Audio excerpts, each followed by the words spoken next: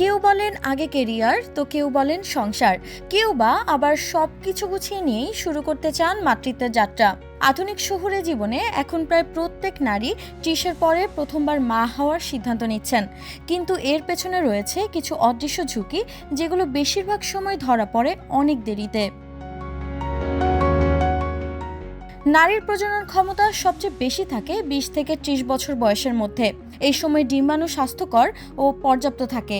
বয়স বাড়ার সঙ্গে সঙ্গে তা কমে যায়, বিশেষ করে ৩৫-এর পরে গর্ভপাত, গর্ভকালীন জটিলতা কিংবা সিজারিয়ানের ঝুঁকি বেড়ে যায়।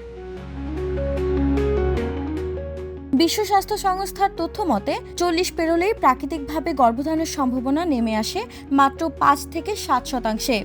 অনেক সময় সহায়ক চিকিৎসা ছাড়া গর্ভধারণ কঠিন হয়ে পড়ে। অন্যদিকে বাংলাদেশের গ্রামে এখনো প্রথমবার মা হওয়ার গড় বয়স প্রায় ১৯ বছর। এই অল্প বয়সেও ঝুঁকি কম নয়। অপুষ্টি, শিশুর কম ওজন, এমনকি মায়ের মৃত্যু ঝুঁকিও বেড়ে যায় দ্বিগুণ হারে। তাহলে প্রশ্ন হচ্ছে, কোন বয়স গর্ভধারণের জন্য নিরাপদ? চিকিৎসকরা বলছেন অতি অল্প বয়স বা অতি দেরি দুটোই বিপজ্জনক। মাঝামাঝি বয়স ২০ থেকে ৩০ বছর সবচেয়ে নিরাপদ। এই বয়সে নারীরা শারীরিক ও মানসিকভাবে প্রস্তুত থাকেন, প্রজনন ক্ষমতাও থাকে শীর্ষে। তবে এর মানে এই নয় যে ৩০ পেরোলেই সুযোগ শেষ। বরং বয়স যত বাড়ে, সিদ্ধান্ত নেওয়ার সময় চিকিৎসকের পরামর্শ আর নিয়মিত স্বাস্থ্য পরীক্ষা হয়ে ওঠে অপরিহার্য।